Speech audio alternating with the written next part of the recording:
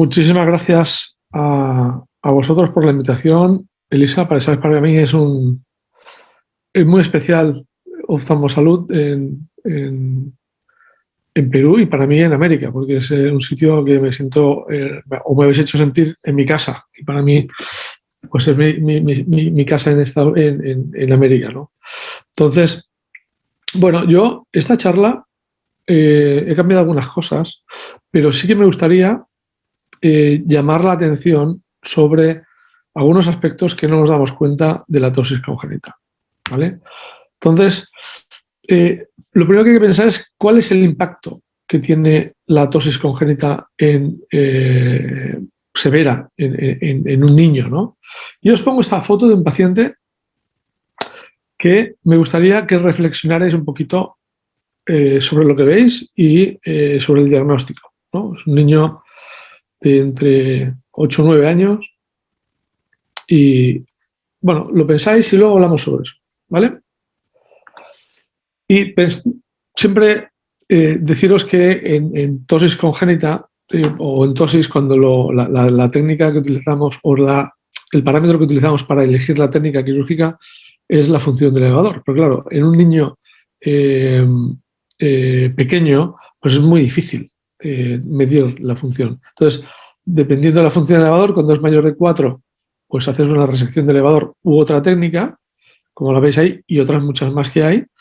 Y cuando la función es muy mala, que se considera menos de 4, pues hablamos de suspensión frontal, ¿no? Pero claro, es que si te pones a pensarlo, la función en un niño de 6 meses o de 1 año y medio, pues medirla es realmente difícil. Y si nos ponemos a pensar, la remoción de la aponeosis la hacemos solamente en niños, en personas que tienen una desinserción del músculo, que es lo característico de la ptosis senil, y la conjuntiva monocromía y otras técnicas que no dejan de ser una pequeña mutilación, pues no dejamos, no solemos hacer en niños. Con lo cual, nos quedan esas dos técnicas, suspensión frontal y resección del músculo elevador. Fijaos este paciente, que es un paciente que tiene una función de 12 milímetros y 4 milímetros, con una tosis irregular, un MRD alterado. Pues bueno, tenemos el resultado antes y después de una resección del músculo elevador. Un resultado muy bueno, con buena simetría, buen pliegue, buena altura. Estamos encantadísimos con el resultado. Pero cuando hacemos resección de músculo elevador, y créeme que no solo a mí que me pasa, yo suelo tener 3 tipos de resultados. Suelo tener como esperas, como el paciente anterior, que queda muy bien, va muy bien, todo perfecto. Resultados como esperas hasta un cierto momento, que pasa algo, y resultados que tú nunca esperas. Entonces, fijaos, ¿cómo esperas? Pues como esperas, tienes una tosis, haces una resección, buena altura, buen contorno, buen pliegue, muy buen resultado. Un paciente con 2 años, perfecto, ¿no? Cuando tú, como esperas, fijas este paciente con una tosis bastante severa, le hicimos una resección de 23 milímetros, que es bastante. Prácticamente una resección supramáxima. El resultado después del postoperatorio, muy bueno. Y pocos días, pocas semanas después, el párpado se cae otra vez. Esto es bastante más frecuente de lo que parece. Y el tercer tipo de paciente es como tú nunca esperas. Es decir, tú haces una resección como este paciente de 23 milímetros y tienes un resultado en el postoperatorio ya muy mala, con realmente un mal resultado, a pesar de la resección tan amplia que hemos hecho del músculo elevador.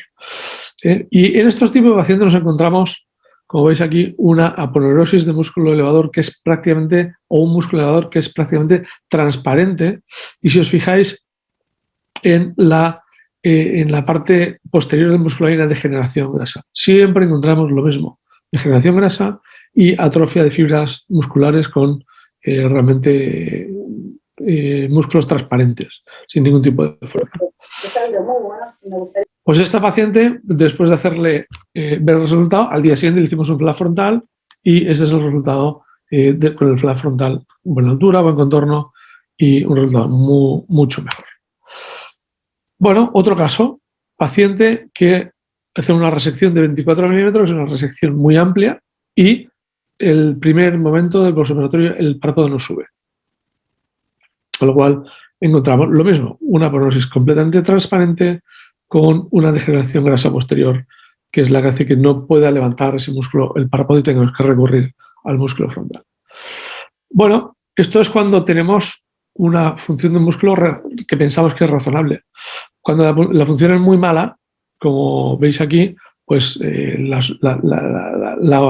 técnica siempre es una suspensión frontal, y se puede hacer de dos tipos clásicamente: la técnica de Fox o la técnica de Crawford, con un pentágono o un doble triángulo.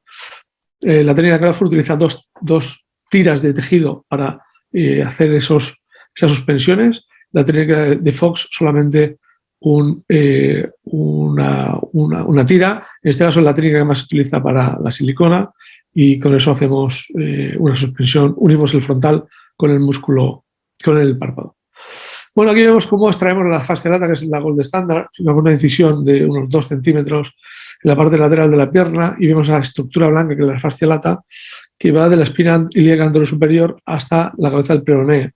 Y si trazamos una línea recta, pues en la parte inferior encontramos esta estructura fibrosa, y queremos sacar una tira de aproximadamente 12 milímetros, 12-14 milímetros de ancho, y queremos una tira de más de 10 centímetros de largo. A través de esta pequeña incisión, con este instrumento, que es el fasciotomo, este fasciotomo es el fasciotomo de Mosley, pues hagamos este tipo de tiras por una incisión tan pequeña y que tiene muy poca movilidad, y a partir de ahí ya vamos a trabajar el párpado.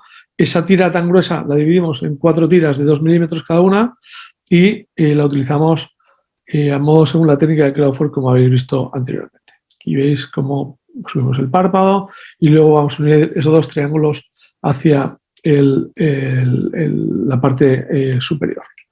Bueno, aquí vemos algunos casos. Una enfermedad de Steiner, antes y después. Aquí tenemos otro caso, un paciente con muy buen resultado, pero fijaos, las incisiones en la frente, incluso la pequeña granuloma de fascia lata en la parte superior de la frente. Bueno, pero cuando hablamos de suspensión frontal hay dos grandes grupos. Me gusta siempre hablar de dos grandes grupos de suspensión frontal. Una forma indirecta, que es lo que se conocía hasta hace poco, y una forma directa, que es cuando hablamos del flap frontal. Entonces, para nosotros cuando hay una forma indirecta, podemos usar cualquier material para unir la frente con el párpado. Y el gold estándar es la fascia latatóloga, pero puedes usar nylon, silicona,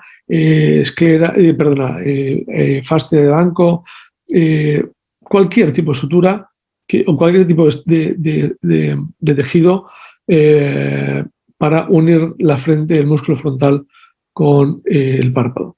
Y la forma indirecta es una forma en la que unimos directamente el músculo con el párpado, que es la técnica que hemos desarrollado, en los últimos 20 años.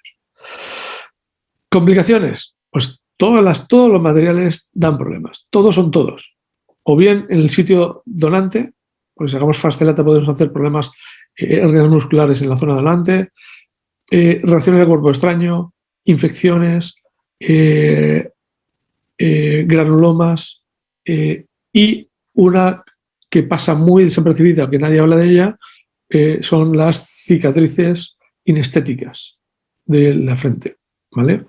Mientras que en la forma directa obviamos todo ese tipo de complicaciones de los materiales, de las incisiones, porque vamos por el pliegue cutáneo, y del sitio de donante, porque no tenemos que sacar material de ningún sitio. Fijaos lo que os decía de la cicatriz inestética. Esta paciente, el resultado del párpado es razonablemente bueno, no es muy malo, pero llama muchísimo más la atención en las cicatrices que tiene en la frente y en la ceja. Y esas cicatrices tienen muy mala solución. Y eso es una niña que le van a quedar esas cicatrices para siempre. Entonces, yo quiero apelar a todos de vosotros que tengáis hijos, que no penséis en los pacientes como personas desconocidas, sino imaginaos que vuestro hijo tiene esto, ¿no? Entonces, dejáis de minimizar el problemita. Entonces, por eso intentamos evitar esas complicaciones y vamos a través de una incisión en el pliegue cutáneo, hacemos una disección hasta llegar al tarso, después disecamos entre el músculo orbicular y el septo, buscando ya el reborde orbitario superior, y ahí disecamos hasta encontrar el músculo frontal.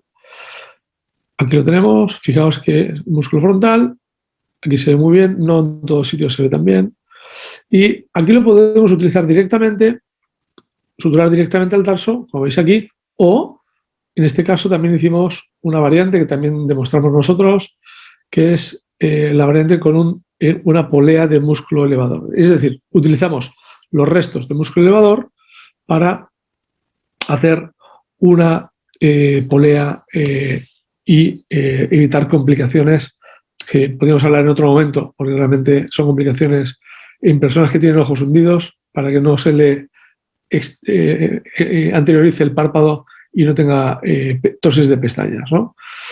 Bueno, aquí reformamos el pliegue cutáneo ya sea con polea o sin polea y vemos que el resultado, el paciente está con anestesia local. Prácticamente utilizamos a partir de los 10 años, 11 años, utilizamos siempre anestesia local, pero fijaos que, bueno, es una técnica bastante sencilla conceptualmente. Aquí tenemos algún caso, el ojo derecho, antes y después de la cirugía, que es otro caso, el que ya tenía cirugías previas, le hemos cambiado el pliegue, buscamos una buena altura, un buen contorno, que sea simétrico, y bueno. Bueno, lo que os contaba de la polea, lo describimos hace unos años, y fijaos que el vector de tracción del músculo elevador del párpado es prácticamente horizontal.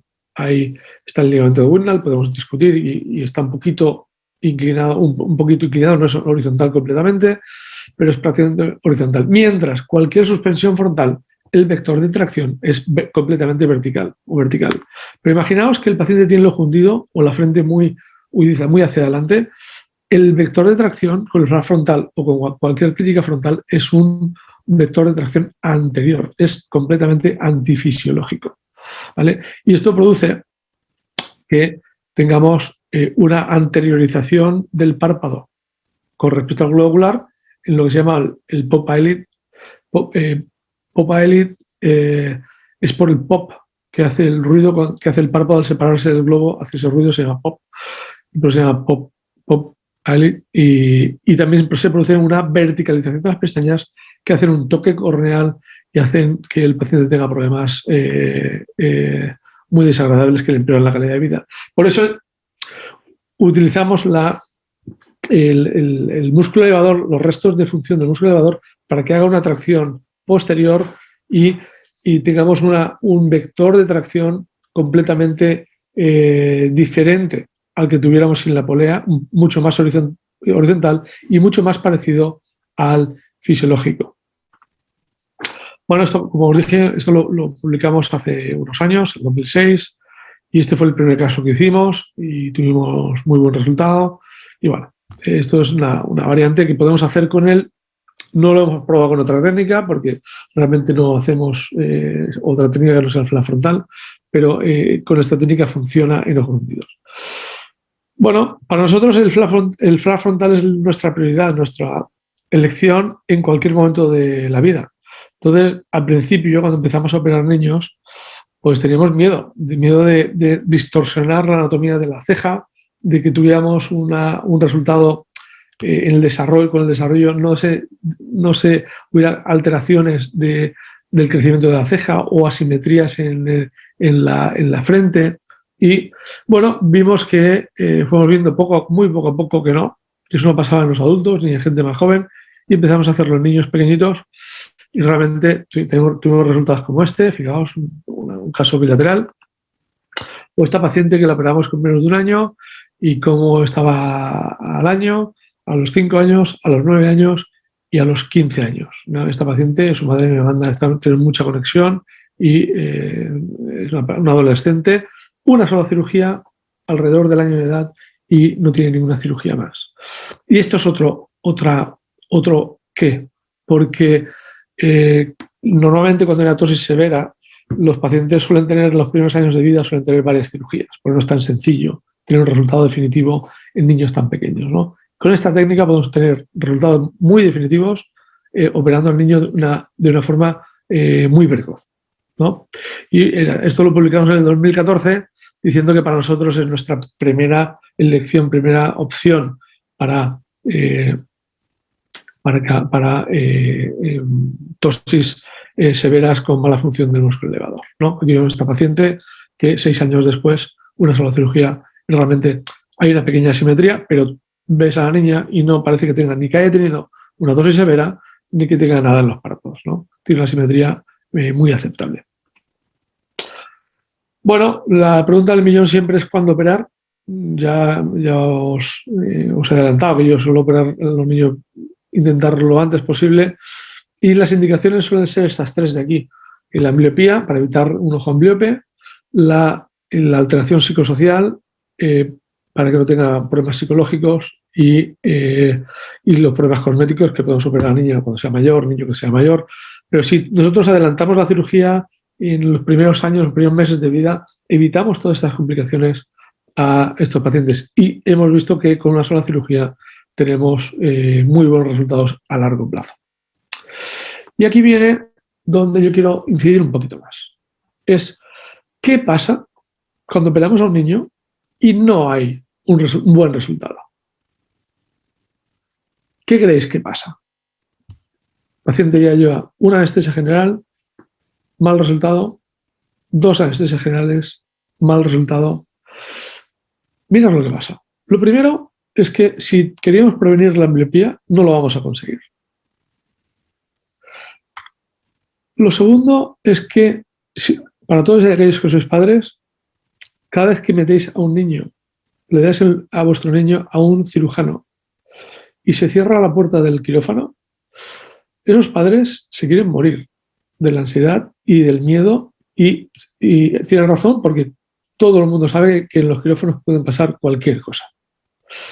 Afortunadamente no pasan muchas cosas, pero realmente la ansiedad familiar no hay que menospreciarla nunca.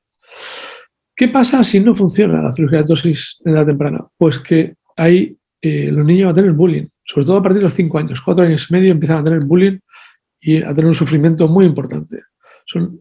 Pueden tener, o van a tener 100% de ellos, introversión, complejos psicológicos, depresión y, depresión sobre todo a nivel infantil y en la adolescencia.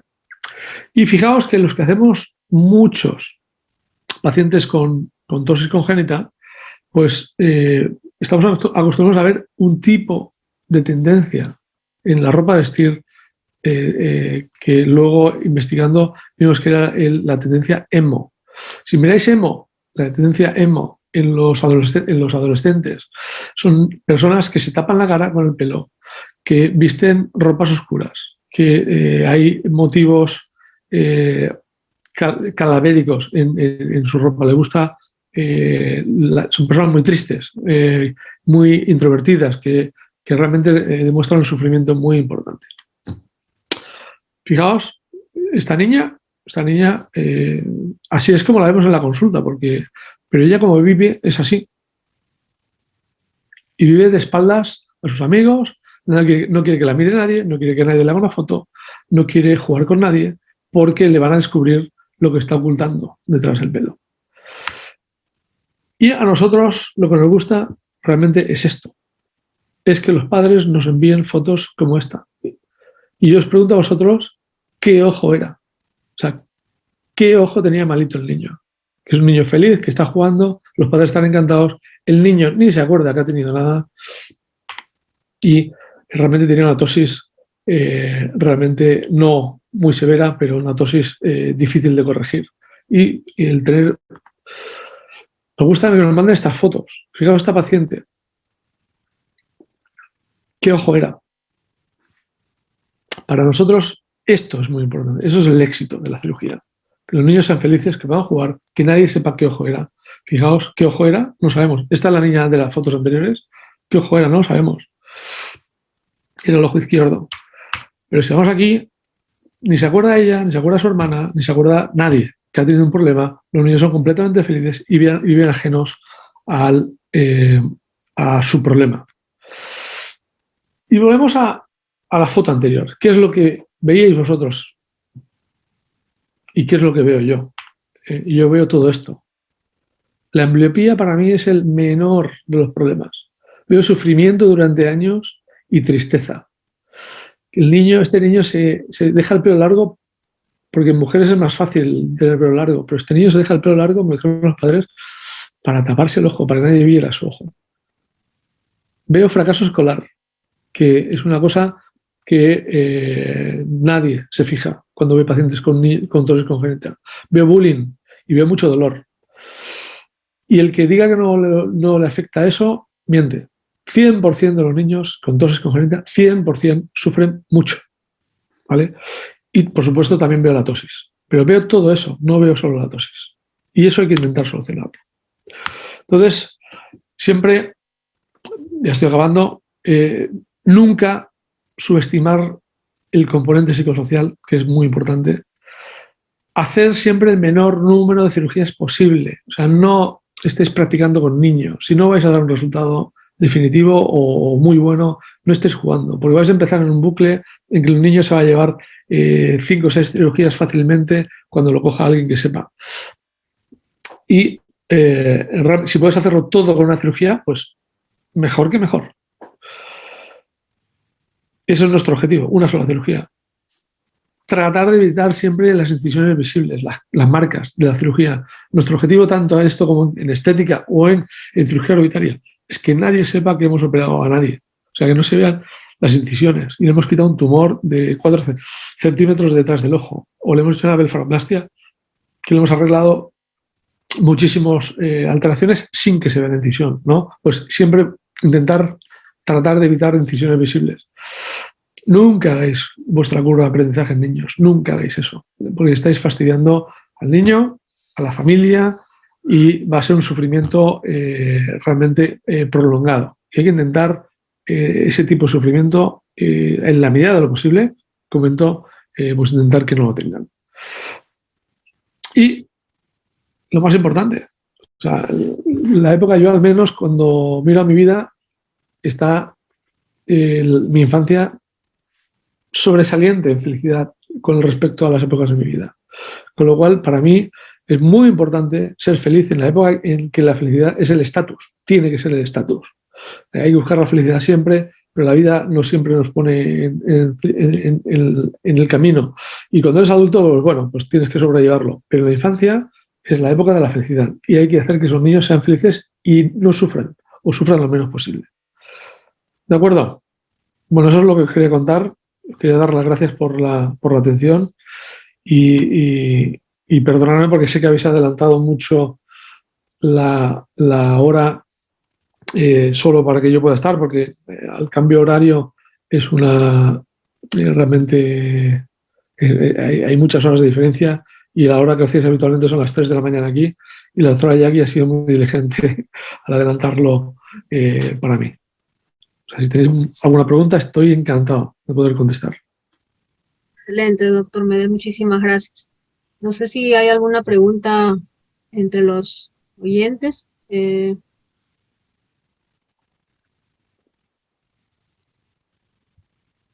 Algo interesante de lo que usted nos menciona, doctor, es el tema de los problemas psicosociales, ¿no? El bullying que se va generando en los niños conforme se van dando cuenta y en el colegio los empiezan a molestar, ¿no? Definitivamente es uno de los principales motivos por el que uno debe corregir estos casos, ¿no? Sin duda. Considerando eso, ¿desde a qué edad más o menos usted nos recomienda intervenir a un pequeño, ¿no? O sea, antes del año o cuando ya, si es que no es una tosis muy severa, obviamente, ¿no? Si bueno, es muy severa. Sí. Yo te voy a decir lo que yo pienso. En cuanto a la edad, mira, yo siempre siempre he dicho que hay que minimizar riesgos y todo tiene un porqué. Es decir, ¿por qué operar antes de los 6 meses? Todo el mundo sabe, o debería saber, que el riesgo anestésico de menos de 6 meses o más de 6 meses cambia mucho. ¿Por qué tener más riesgo y hacer una operación antes de 6 meses? Tiene que estar muy justificado. O sea, ¿por qué hacer una tosis en un niño de 8 meses o 7 meses que está tumbado? Y al estar tumbado, el paciente está mirando hacia abajo y el campo visual lo tiene mejor. Es cuando se pone de pie que la tosis le tapa el campo visual. Y eso ocurre alrededor del año de edad. Y es por eso que siempre recomendamos operar lo antes posible para evitar todos esos problemas, evitar la ambliopía, alteraciones psicosociales, que el niño ni se acuerde que ha tenido un problema severo ahí. Operarlo más pronto que tarde, pero alrededor del año de edad. Yo no recomiendo casi nunca operar antes de los 9, de los 10 meses de vida. Pero yo que voy diciendo eso toda la vida, pues un día en Perú, me parece que fue, en Lima, apareció un niño con 4 meses que venía a consultar y le dijimos a los padres, venga, un niño con un nistagmus, con una tosis total, completa, dificilísima, que no entendíamos qué pasaba ahí. Y indicamos la operación a los 4 meses. Le explicamos todo a los padres, le explicamos los riesgos, explicamos que no sabíamos muy bien qué estaba pasando ahí por el nistagmus, que a lo mejor era sensorial, que era importante que no. Oye, pues lo operamos y la niña está estupenda, ahora tendrá 2 años, debe tener así. Pero nunca tiene que haber una justificación muy para hacer una cirugía antes de los 6 meses. ¿Vale? Eso en cuanto al tiempo. Y después, en cuanto al bullying, normalmente los niños se toleran bastante entre sí como son hasta los 4 años. Y a partir de los 4 años empiezan a ser muy crueles. Y la crueldad, o sea, las alteraciones psicosociales, es decir, el bullying y el daño psicológico de los niños ocurre en el 100% de los casos. Y la respuesta a tu pregunta es, si a mi hijo o mi hija, que son las dos cosas las personas que yo más quiero en el mundo, yo tengo que elegir entre tener un ojo ambliope, incluso ambliope profundo, fíjate, con 0,2 de visión, y tener daños psicológicos por bullying en el colegio, que sea ambliope, ¿vale? O sea, el daño es tan grande, el daño, las consecuencias son tan severas. Y por suerte hemos hablado con muchos pacientes, hemos operado muchos pacientes con tosis congénita a la edad de 30, a la edad de 40 años, 30, 25 años. Y te explican su vida. Cuando escuchas su vida, te das cuenta de la mala vida que han llevado y el sufrimiento y el dolor que han tenido y la vida tan especial que han llevado solo por tener el párpado caído. Y a pesar de tener 30 años, los operamos y les cambia la vida, les cambia psicológicamente. Si quieren hacer fotos, salen, se abren psicológicamente, les cambia la vida. Y esto es muy importante, pero no os olvidéis que, mira, uno de los pacientes, yo operé a un escritor muy famoso aquí en España, que cada vez que viene hablamos mucho, porque es una persona que tenemos mucha empatía y me cuenta, es profesor de instituto también, y me contó, y dice, mire doctor, eso que me está contando, y yo le explico todo a todos. Yo tengo 2 alumnos míos que en 2 épocas diferentes se suicidaron. Uno con 13 y otro con 16 años. Los 2 con tosis palpebral. Y yo me sentía muy identificado con ellos porque él tenía tosis palpebral.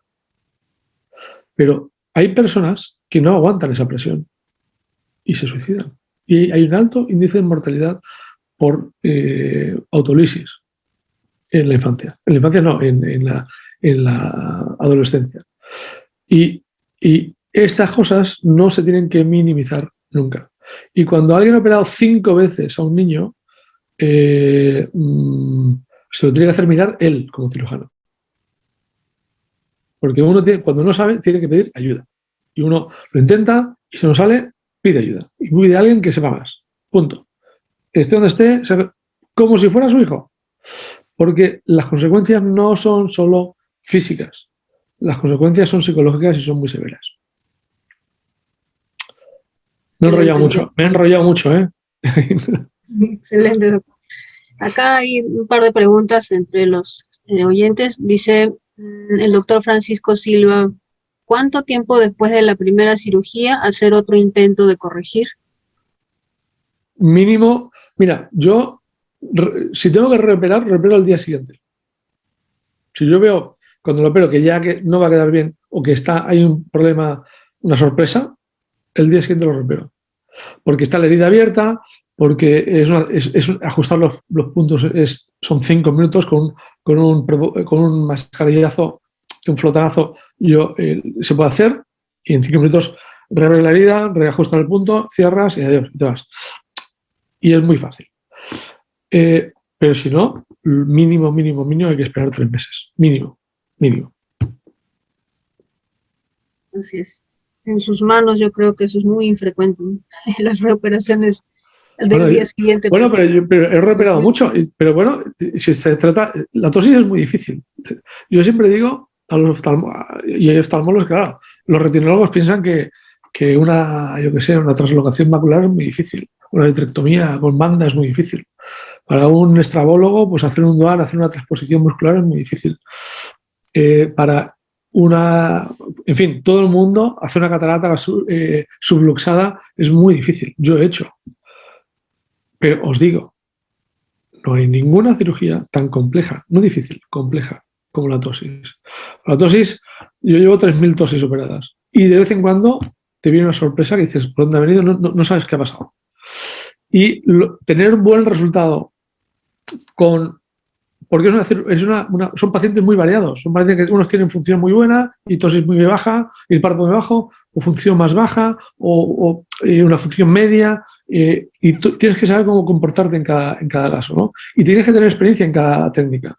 Y hacemos como 8 técnicas diferentes para la corrección de la tosis. Y tienes que tener experiencia con las 8 técnicas.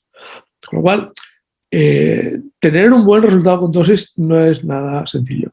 De hecho, los fellows de oculoplástica que tenemos, y yo me acuerdo de mi primera tosis, no se me olvidará nunca. Es la cirugía del no dormir. Es decir, la haces y a ver usted cómo está la mañana y usted no le tenía que haber apretado tanto el punto, estará bajo, o me he pasado, lo tiene más alto, mañana. Es una cirugía que tener buenos resultados requiere mucha experiencia y es muy difícil, es complejo. Para mí es de lo más difícil de la oftalmología. Y mira que operamos tumores complicados y hacemos cirugías grandes, pero no hay nada como la tosis. Y acá tenemos otra pregunta, doctor, de la doctora Danielis Jiménez. Dice, en los casos de suspensión al frontal con rechazo de material que debe ser retirado, ¿cuándo recomiendo operar nuevamente y qué técnica utilizar? No, la técnica es el flap frontal. ¿Por qué? Porque quitamos el material y ya no ponemos ningún otro material que se pueda volver a infectar o destruir o hacer reacciones de cuerpo extraño, ¿no? Y en principio, en cuanto aparece esa complicación hay que quitarlo. Operamos hace poco a un niño que hizo un granuloma, que lleva 3 años con un granuloma por hilos en el párpado, que tenía una úlcera. Claro, eso deja una cicatriz, y eso deja una cicatriz para siempre. Hay que tener mucho cuidado, es una zona que en la mirada es nuestra marca de identidad, y esas marcas, esas cicatrices hay que intentar evitarlas al máximo. O sea, a la mínima que dé un problema hay que quitar el producto y dar una solución, seguramente sin producto, con el flap frontal, que tiene la gran ventaja de que no utilizamos ningún producto. Y en cuanto al manejo postoperatorio, usted, doctor, ¿cómo les recomienda, cómo les educa a los padres para el manejo del pequeño lagoftalmos o la mirada hacia abajo? ¿Cómo lo aborda? Bueno, el gran problema de la suspensión frontal, pero no con flap frontal, con cualquier técnica, es que es el lagoftalmos postoperatorio. Pero bueno, desde que hay lubricantes no hay ningún problema. y eso hay que ser muy insistente con los padres de que tienen que poner al niño pues 4 veces al día una pomadita en el ojo para que esté lubricado, hasta que el músculo orbicular empiece a funcionar y empiece a coger fuerza de nuevo, ¿no? Y eso puede tardar semanas. Pero semanas, hablo de 4 a 6 semanas, 8 semanas como mucho. A la semana, a la primera semana, normalmente los padres ya dicen, oiga, de noche ya cierra el ojo. Ya lo cierra prácticamente del todo, a veces queda un milímetro, pero la córnea está bien, el ojo, la córnea no sufre, con lo cual ya irá cogiendo fuerza en el auricular y no hay ningún problema. Esa sería realmente la ventaja que tiene esta técnica, ¿no? Respecto a las otras con materiales, que Claro, permite quizás que al mover los músculos de la frente, el niño rápidamente aprende a controlar la abertura, ¿no? Y lo claro, otra puede cosa, llegar a controlar, ¿sí? claro, simplemente bajando las cejas se cierra el ojo. Ujú. Con lo cual, el niño tiene unos mecanismos de protección extras. Aparte de que eso tiene otras muchas. Para mí, una de las grandes ventajas es que no tiene ninguna incisión extra, que los niños no parecen que están operados. Y sobre todo el tema de los materiales, que es que realmente es que todos dan muchos problemas.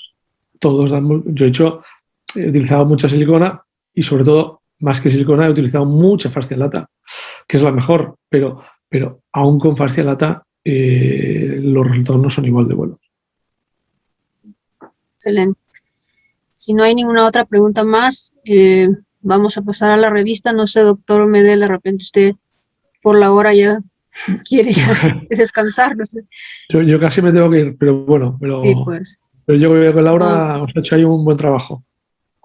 sí, doctor, muchísimas gracias. Realmente nos ha abierto los ojos con esta técnica tan buena que usted realiza.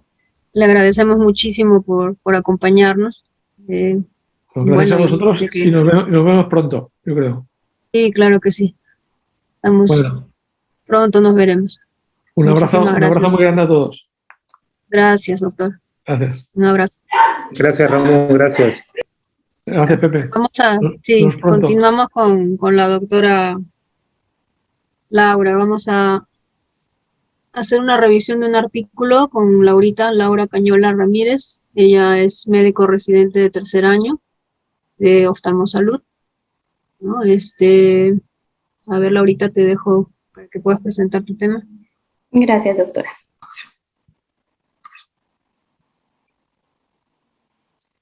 Muy bien, entonces, antes de iniciar, quiero felicitar al doctor Ramón Medel por su excelente presentación. El doctor Medel es entonces un referente a nivel internacional en oculoplástica y es un gusto para mí poder exponer al lado de él. Muy bien. Entonces, deseo presentarles esta publicación de la revista de cirugía oftálmica plástica reconstructiva, hecho por el doctor Medel y colaboradores, publicados en febrero del 2018, en donde tenían como objetivo comparar dos técnicas quirúrgicas, el colgajo o flap frontal versus la resección máxima del elevador, como las primeras opciones quirúrgicas para el tratamiento de ptosis congénita con una mala función del elevador en pacientes menores de 2 años y a los cuales se les realizó un seguimiento de 10 años. Lo que se quería era evaluar la presencia de complicaciones, la necesidad de reintervenciones y la presencia de alteraciones en el contorno palpebral. Este trabajo se realizó por el Departamento de Cirugía Plástica Oftalmológica y de Oftalmología Pediátrica en el Instituto de Microcirugía Ocular en Barcelona. Entonces, esta fue una revisión retrospectiva de pacientes con ptosis congénita severa con pobre función del elevador. Estos pacientes eran menores de 2 años con una ptosis severa mayor o igual a 4 milímetros, sin cirugía previa para corregir la ptosis y con un seguimiento de al menos de 10 años. Esta cirugía está indicada para prevenir la ambliopía, ya que estos pacientes en el borde del párpado superior descendente tienen una obstrucción parcial o completa, generando alteraciones en el campo visual superior y generando riesgo de ambliopía en estos pacientes. Entonces, las mediciones que se realizaron en este estudio fue el ancho de la fisura palpebral, la distancia margen reflejo 1, la función del elevador y el grado de la ptosis. Para recordar, mostrarles algunos de los recientes que nos acompañan el día de hoy, tenemos que la altura de la hendidura palpebral se define como la distancia más amplia entre los márgenes superior e inferior del párpado, mientras el paciente se encuentra en una posición primaria de la mirada y este se mide desde el punto más ancho. Lo normal es de 10 a 12 milímetros. Tenemos la distancia margen reflejo, que es una distancia desde el margen del párpado superior hasta el reflejo de la luz corneal, cuando el ojo también se encuentra en posición primaria, y es la medida más eficaz para describir el grado de la ptosis, y lo normal es de 3.5 a 5 milímetros. Tenemos la función del elevador, que en estos pacientes es muy difícil de medir debido a su poca colaboración y requiere técnicas para tener mala atención del niño y para poder adoptar mejor la medición aproximada de la excursión del elevador y observar signos indirectos, por ejemplo, como la presencia o la ausencia de un pliegue cutáneo o el retraso del párpado superior cuando el paciente está mirando hacia abajo. Se calcula midiendo la excursión del párpado superior desde la mirada hacia abajo a la mirada hacia arriba, mientras se evita la función del músculo frontal, y esto lo que se hace es aplicar una presión con los dedos del examinador sobre la frente para bloquear el músculo frontal. Ahora, tenemos los grados de la ptosis para recordar que normalmente el párpado superior se coloca 1 o 2 milímetros por debajo del limbo corneal superior y el párpado inferior se coloca en la unión esclerocorneal. Entonces tenemos el grado 1 si el párpado cubre hasta el borde superior de la pupila, el grado 2 si el párpado cubre parcialmente la pupila y el grado 3 si cubre el área pupilar. En estos casos es cuando tenemos mayor riesgo de ambliopía. Entonces aquí tenemos la primera tabla, en donde vemos las medidas palpebrales preoperatorias en ambos ojos. Entonces se incluyeron en este estudio un total de 58 pacientes con una edad media de 15 meses y a 37 pacientes se les realizó flap frontal. 10 casos en estos pacientes fueron bilaterales y al 21 pacientes se les realizó la resección supramáxima del elevador con 3 casos bilaterales. Entonces, como vemos en el examen inicial, tenemos una media en el grupo de flap frontal de una ptosis de 4 milímetros con una distancia margen reflejo nula y tenemos una función del elevador muy pobre de 2.5 milímetros. En el caso de los pacientes que se les realizó una resección supramáxima, entonces vemos cómo tenían una media de una ptosis de 3.5 y tenían una distancia margen reflejo también muy pobre de 1 milímetro. Entonces, les quería traer esta tabla que también ya lo mencionó el doctor Medel. Si nosotros tenemos una buena función del elevador del párpado con una ptosis leve, entonces estos pacientes son candidatos a realizarles mulerectomía, en donde se busca resecar el Müller más la conjuntiva, pero no se usa, como le explicaba el doctor, con mucha frecuencia en los pacientes con ptosis congénita, aunque ha habido reportes de estudios con buenos resultados en cuanto a simetría y el contorno palpebral. Si tenemos una función del elevador buena con una ptosis moderada, entonces de estos pacientes se les puede pensar realizar en una reinserción del músculo elevador del párpado superior, ya sea con técnica transcutánea o anterior o transconjuntival o posterior. Pero estos no se realizan mucho en pacientes pediátricos. Y si tenemos una mala función del elevador, entonces pensamos en las dos técnicas que se utilizó en este artículo, como la resección supramáxima del elevador o la suspensión frontal. Entonces, en este estudio, en donde los pacientes tenían una función muy pobre, se les realizó estas dos técnicas, las cuales son técnicas de preferencia en los casos de ptosis congénita, y tenemos que en la resección supramáxima se realiza a través de una única incisión con el pliegue de la piel y tiene como objetivo mantener el vector fisiológico del músculo mientras se acorta la longitud para aumentar su función. Cuando la resección alcanza el ligamento de Whitman, es lo que se conoce como el cabestrillo de Whitman, en el que el ligamento actúa como una estructura dando soporte al párpado superior. Y la suspensión frontal, entonces en esta lo que se quiere es realizar una conexión entre el músculo frontal y el borde superior del tarso, haciendo que el músculo frontal se pueda utilizar para levantar el párpado.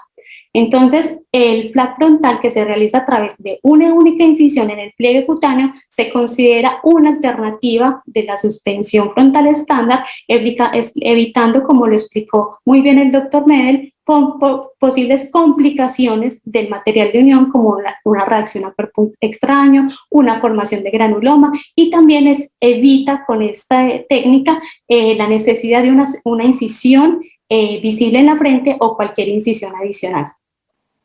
Entonces, esta técnica que fue descrita en el artículo se realiza primero una incisión en el pliegue cutáneo, posteriormente se diseca el músculo orbicular para exponer el borde superior de la placa tarsal y se realiza una incisión suborbicular superior para llegar al borde orbitario.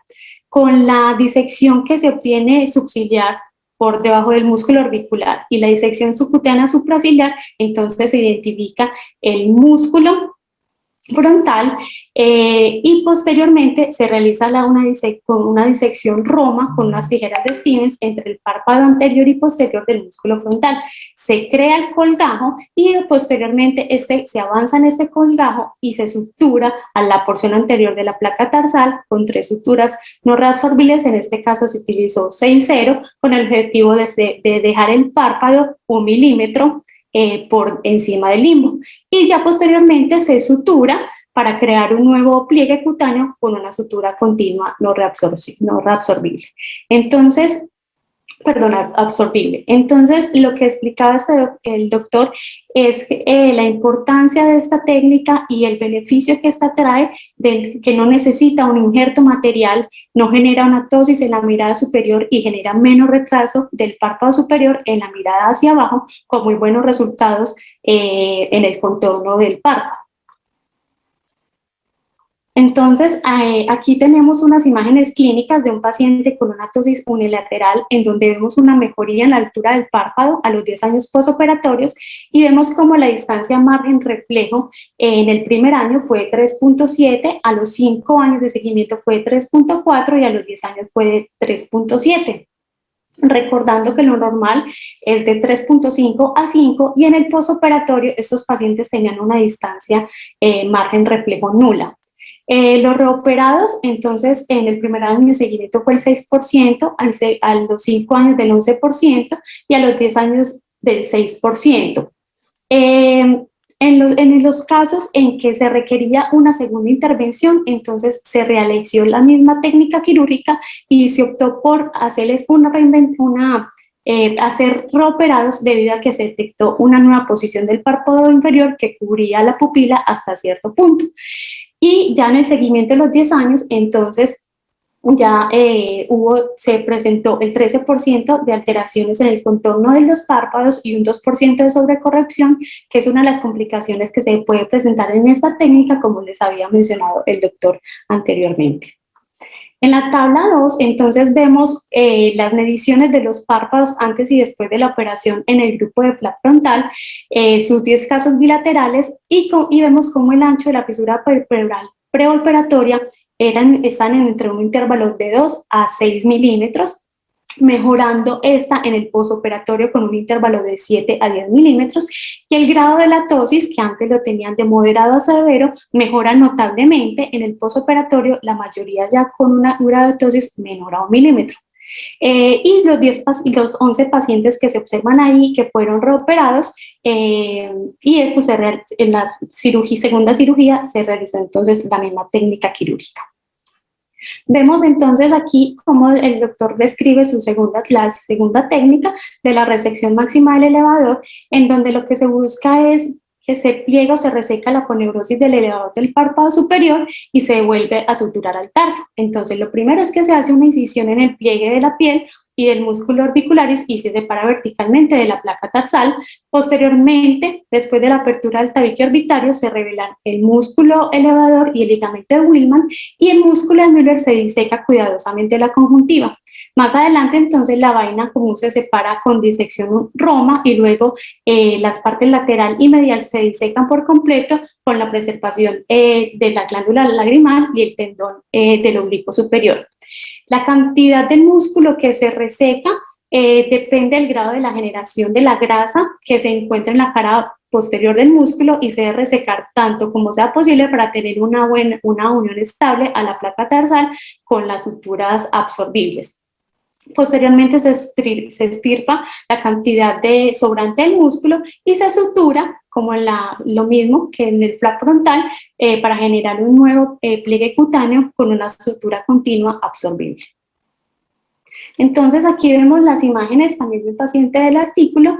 Es un paciente con una ptosis unilateral tratada con resección máxima al elevador, en donde vemos una mejoría de la altura del párpado a los 5 años y vemos como la distancia margen reflejo también en estos pacientes, entonces al primer año era de 3.5, a los 5 años de 3.2 y a los 10 años de 3.4. Aquí se presentó un poco más porcentaje de las alteraciones en el contorno de los párpados y el 8% presentó una sobrecorrección. Los pacientes que fueron reoperados en este caso, que fueron la mitad de los pacientes, de estos 3 pacientes, se les volvió a realizar como segunda intervención el flap frontal, como lo explicaba el doctor, que es la mejor opción en estos casos. Aquí tenemos una tabla entonces con las mediciones de los párpados antes y después de la operación en el grupo de la resección supra máxima, con 3 casos bilaterales, y vemos también cómo hay mejoría del ancho de la fisura palpebral, ahora ya en un intervalo de 8 a 10 milímetros, y el grado de la ptosis también, mejoría notable, la mayoría con una ptosis menor a 1 milímetro. Aquí tenemos algunos casos con un seguimiento de 5 a 10 años. El primer paciente presenta una ptosis unilateral a quien se le realizó una resección máxima al elevador, y los otros 2 pacientes tenían una ptosis bilateral severa tratado con un flap frontal que muestra una buena estabilidad en el tiempo. Entonces aquí lo importante es que saber que fue necesario reoperar el 50% de los pacientes que se les hizo la resección frontal versus un 23% de los pacientes que se les hizo el flap frontal durante 10 años de seguimiento. Y vemos cómo hubo menor tasa de reintervenciones en el seguimiento de 10 años versus a 5 años, y esto fue estadísticamente significativo. Aquí tenemos otro caso de una ptosis unilateral que se le realizó un flap frontal, en donde vemos una imagen posoperatoria que muestra una buena altura y simetría del párpado, pero con una ptosis leve de pestañas y desplazamiento anterior del párpado. Entonces aquí lo importante es saber que este resultado muestra que las alteraciones del contorno de los párpados también fueron más frecuentes en la resección supramáxima, un 21% versus un 13%. Sin embargo, la ptosis palpebral y de pestañas se encontró solo en los casos en los que se les realizó flap frontal. Entonces, respecto a las reintervenciones en ptosis residual, son más frecuentes durante los primeros 5 años, y después de este periodo la altura palpebral se mantiene más estable y la necesidad de intervenciones es menos frecuente. Las reoperaciones durante los 10 años fueron principalmente por caída del párpado recurrente para prevenir el desarrollo de la ambliopía, y como les había mencionado, si requerían de una segunda intervención, entonces la mayoría de los pacientes se trabajó con flap frontal. Por esto, la técnica del flap frontal sirve como un segundo procedimiento alternativo mientras se usa la misma incisión en aquellos pacientes en los que no se logra una buena altura palpebral con solo una resección supramáxima. Aquí vemos otra imagen donde vemos la distancia margen reflejo medida durante los 10 años en ambos grupos, en donde la altura palpebral se mantiene estable con ambas técnicas durante un periodo de seguimiento prolongado, sin ninguna diferencia estadísticamente significativa en las 2 técnicas. Entonces, lograr una buena función palpebral y un buen resultado cosmético en estos pacientes, como lo explicaba el doctor, no siempre es alcanzable, especialmente porque estos procedimientos deben realizarse bajo anestesia general, y por esto se dificulta el cálculo de la altura y también el contorno. Entonces es muy importante enfatizar con los padres de estos pacientes que puede requerir más de una operación para corregir la simetría entre los párpados, aunque el objetivo principal es hacer solamente una intervención. Por eso este artículo es muy importante, porque en él se concluye que ambas técnicas mostraron ser efectivas con la corrección de la ptosis severa con buenos resultados funcionales y estéticos, y la principal ventaja del procedimiento del flap frontal en comparación con la técnica de la resección supramáxima es que es más estable en el tiempo, requiriendo menos reoperaciones por ptosis residual y recurrente. Entonces, pienso que lo más importante de llevar en esta charla es saber que hay múltiples causas de ptosis congénita, siempre hacer un examen clínico completo, tener en cuenta cuáles son los diagnósticos diferenciales, saber que el tratamiento se elige según la causa, la severidad de la ptosis, también la función del párpado es fundamental para elegir qué técnica quirúrgica y saber cuándo es el momento oportuno en operar a estos pacientes. Y eso es todo lo que les tenía para hoy. Muchas gracias. Muy bien, Laurita, excelente. Bueno, vemos en esta revisión tan interesante y tan importante, porque fíjense, son 10 años de seguimiento de los casos, ¿no? Es un estudio así realmente difícil de encontrar, ¿no? Es tan amplio y tantos años de seguimiento, es importantísimo, ¿no? Y como tú mencionaste, los porcentajes son bastante notorios, ¿no? Es un 50% versus 23%, ¿no? Entre la resección máxima del elevador versus la técnica del flap frontal. Definitivamente tiene muchísimas más ventajas en cuanto a resultados a largo tiempo, ¿no? Y los resultados son mucho mejores en los niños desde el día siguiente realmente. El doctor Medel creo que todavía está acompañándonos. ¿Algún comentario más, doctor? ¿Alguna pregunta de los oyentes? Bien, yo quería felicitar a Laura, que ha hecho una revisión muy buena, no solo del artículo, sino del significado del artículo, ¿no?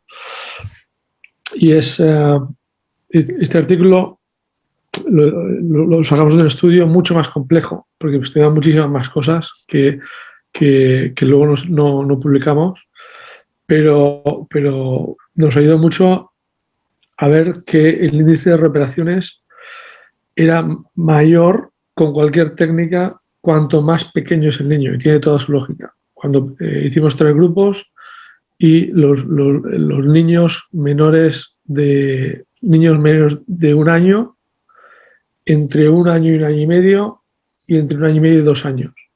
Y los niños, con las 2 técnicas, los niños mayores realmente tenían menos índice de reintervención con las 2 técnicas, ¿no? Con lo cual, también en manos no expertas, que eso quiere decir que es mejor no operar a un niño tan pequeño, si no tienes mucha experiencia. Por otro lado, para mí lo más importante es la última tabla que ha mostrado Laura, que ahí, si os fijáis en la tabla, hay unos puntitos.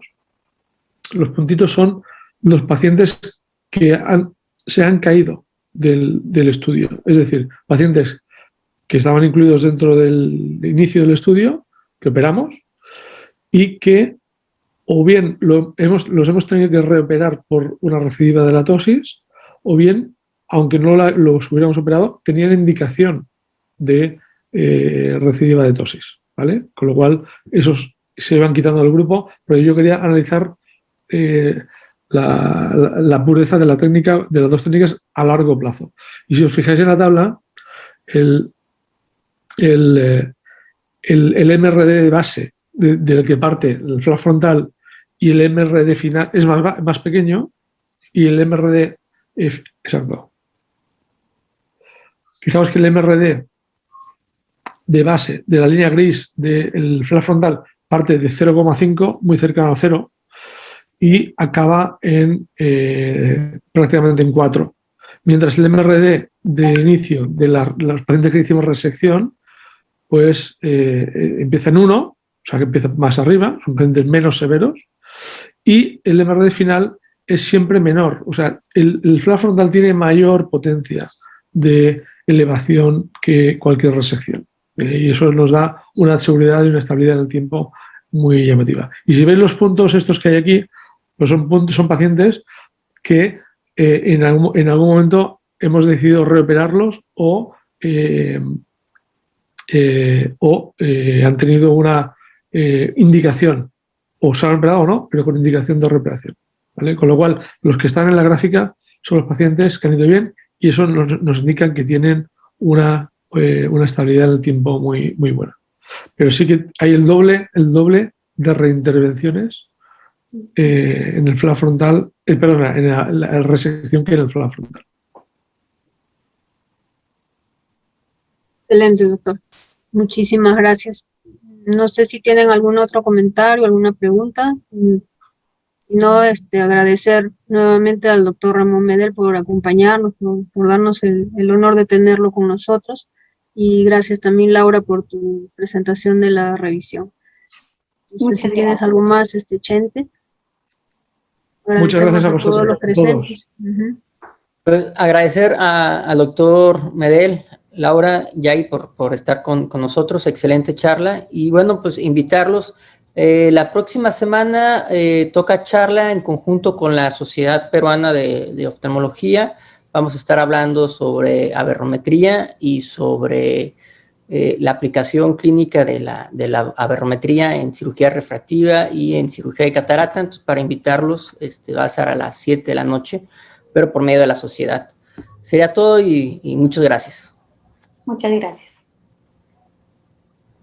Gracias, saludos, gracias, doctor Medel, nos vemos. Gracias, Hasta Chente. luego, un fuerte abrazo. Gracias. Gracias, Elisa. Gracias, chicos. Muy buena Gracias, actividad. Pepe, nos Gracias. vemos. Chao, nos Muchísimas vemos. Chao, cuídense, nos vemos.